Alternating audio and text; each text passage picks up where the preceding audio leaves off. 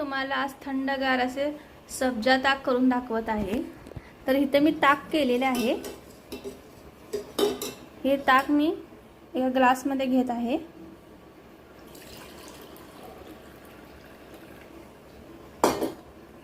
यामध्ये थोडे मी सब्जा घालत आहे। ह्या भिजवलेल्या सब्जा आहेत। आधी आपण 10 मिनिटं सब्जा असे भिजवून घ्यायचे आहेत।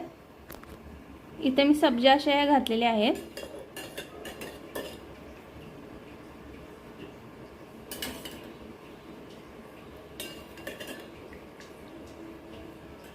त्यामध्ये आपण चवीसाठी अशी पौष्टिक कोथिंबीर घालायची आहे वरून।